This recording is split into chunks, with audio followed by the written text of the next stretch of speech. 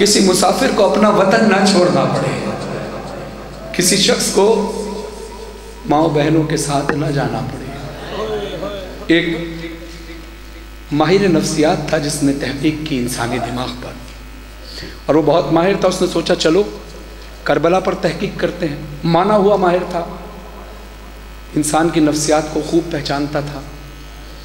उसने जब करबला की तरफ नज़र की, वो कहता है कि जब मैंने इमाम हुसैन अलैहिस्सलाम की ज़िंदगी को पढ़ा, उनकी गैरत के बारे में जाना, उनकी शुजाअत के बारे में जाना, उनके घराने के बारे में जाना, तो मैंने ये सोचा ऐसा शख्स जो ये हशम रखता हो, ये गैरत रखता हो, और उसको पता हो कि क्या होने वाला है, तो जिस वक्त उसने माँओं बहनों बच्चियों के साथ, बच्चों के साथ घर से कदम बाहर निकाला, तो मेरे लिहाज से तो उसको उसी वक्त मर जाना चाहिए था।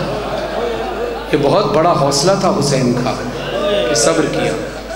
कहते हैं पता था करबला पहुंच गए, उस मकाम पे पहुंच गए, अब इंसान को ज़िंदा रहना बनता नहीं था, मगर फिर भी सब्र किया। हुसैन के सब्र को सलाम।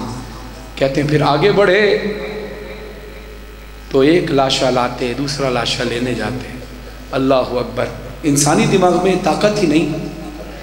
जब उसने आखिर में सर पीट लिया और उसने कहा कि इंसानी दिमाग में ताकत है ही नहीं, मैंने पढ़ा ही नहीं, किसी तारीख में नहीं मिलता कि किसी इंसान के दिमाग में इतनी ताकत हो जो हुसैन के दिमाग में रही है। कहा इंसानी दिमाग की गम सहने की एक हद होती है, एक लिमिट होती है। अल्लाह अकबर। हुसैन ने सारी हदें पार कर दी। कहा वो इंसान जिंदा रह ही नहीं सकता जो जवान बेटे के कलेजे से खुद पर्ची निकाल ले, अपने जवान बेटे का लाश खुद उठा ले। ये कहीं मिलता ही नहीं है, ये हुसैन के अलावा कोई नहीं उठा सकता। और उसके बाद जानते हो उसने क्या कहा?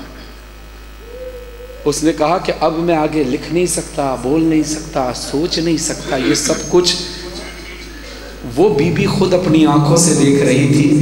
हुसैन तो शहीद हो गए, उसके आगे का सफर जिस बीबी ने किया उसकी अज़मत को सलाम।